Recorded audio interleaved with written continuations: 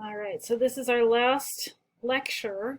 What I'm going to do when I'm done with this one is give you some practice problems, because we went through a lot of material, even though you've heard it before, kind of got to practice. But if you recall, we talked about market equilibrium and why it occurs right here. A lot of you guys have talked about doing experiments in your class. There's something called the Pitt market experiment. If you Google it, it's a famous paper. I'm sure that's probably one that you guys are familiar with. If you've never done it, I highly encourage you to do that. I very much admire you teachers. I volunteered to teach supply and demand to junior high kids when I was on sabbatical. Wow, the amount of energy the kids had and needed was shocking.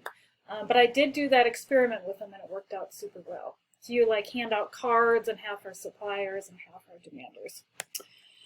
All right, moving on. So, well, look at this. So if you've got a demand curve and you've got a supply curve, you can find equilibrium mathematically. Now, at least one of you has talked about how it's been a while since you've done math, so you feel a little bit nervous about this. So what I'll do is I'll go through some examples slower with you. But basically, if you've got a demand curve and a supply curve, where they intersect is equilibrium, and they intersect where the quantities are equal. So you actually just set these equal to each other. So quantity demanded equals quantity supplied, and then you just plug these things in, and then you just algebraically solve for price, plug price back in to get quantity. Now, if you happen to do the inverse demand and inverse supply, where it's P as a function of Q, you could also set the P's equal to each other. Really doesn't matter. All right, and I believe this is the last thing in the chapter. Price restrictions and market equilibrium. So when I first was teaching, which was back in 2007, 2008, I used a book by Paul Krugman, who actually writes for the New York Times. And he had a chapter, it was chapter 4. So chapter 3 was the market, and chapter 4 was called The Market Strikes Back. And he said, if you mess with the market strikes back in very predictable ways. And this is an example of that. If the government sets a price floor or a price ceiling, there's going to be very predictable outcomes. So let's talk about a price ceiling first. So a price ceiling says you can't pay or charge higher than this price. There's actually two types of price ceilings. This is a binding one. You could also have a non-binding price ceiling, which causes nothing. So it's like saying, like here's this marker. It's like saying you can't charge more than $10,000 for this. Yeah, okay, I wasn't going to, right? But if it's below what the market would naturally do, then it is binding. And what happens is it causes a permanent shortage. One of the best examples is rent control. I'll never forget when I taught it, I used to teach at Skidmore College. I had a student from New York City, I think his name was Jesse. Anyway, he said, yeah, my family grew up in a rent-controlled apartment on the Upper East Side, which is, Park Avenue. And it was 4 bedrooms and $800 a month, right? There's a shortage of those apartments. I want that apartment, right? So more people want them than they are available. All right, I'm not going to worry about this, so please do not worry about this. We will cover something called a deadweight loss or lost social welfare, but not right now, so don't worry about that.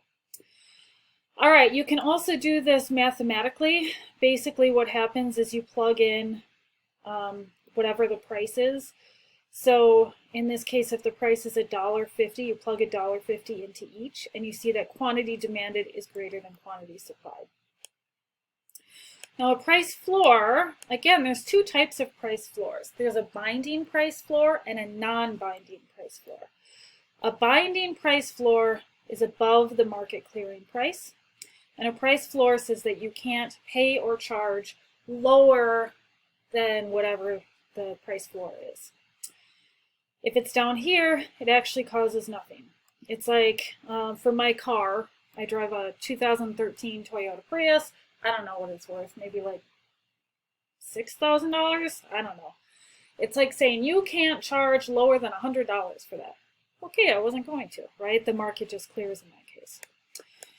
But if it's binding, if it's above the market clearing price, then we see a persistent surplus. Quantity supplied is greater than quantity demanded. Now, the most common price floor is a minimum wage. You can actually draw the market for labor. Wage would be here. Quantity of labor, it would be right here. And if the minimum wage is, say, $20 an hour, then what's going to happen is more people are willing to supply labor than demand it. More people will be looking for work than jobs available. We actually call that structural unemployment. Now, this is a reason why, like if I was teaching a macro class, I would make a really big deal out of the difference between a binding price floor and non-binding price floor. Because if the minimum wage is below what people are paying anyway, then it doesn't cause unemployment.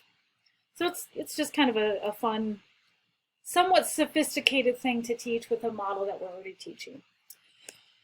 All right, price floor in action. Again, you can just put in the price floor, let's say it's 350 into each equation, and you'll get the shortage in this, or I'm sorry, the surplus of 6 in this case. So 3 would be demanded, 9 would be supplied. Comparative statics, I just want to mention, this is like, okay, so I've taught you the model and the how do you actually use it. What happens is this model is helpful because you can set everything equal and then make one little change and then see what happens. And so that's why when we say holding other things constant, right? So there's an inverse relationship between the price of a good and quantity demanded of that good, holding income constant. Now what happens if we change income? Okay, so there's going to be demand changes, supply changes, and then if this was an undergrad class, I probably wouldn't do simultaneous shifts, but we will do some in this class. And really the best way to do this is to just go through examples, which I will do in the next video. So there's an example in your book. You're welcome to read about that. But I wanted to get to my means. So a change in price doesn't change the supply curve either. You're right, Billy. Life's not fair. So that's the difference between changes in supply versus changes in quantity supplied. All right, you can go through that. Wait, supply and demand can both shift? Yes, they can. I will show you in the next video. You can read about that if you so choose. And this is my favorite one. I sometimes think about putting this on my door, but then I think maybe it's offensive. 1 week into his economics class his freshman year. Simple supply and demand, bro. So what I'm doing next is I have practice questions. Now I know we have this wide range of people. Some are like, I want anything you're willing to teach me, and some of you have been teaching longer than I have. So the extra questions, it's totally up to you how you handle those. Those are not required.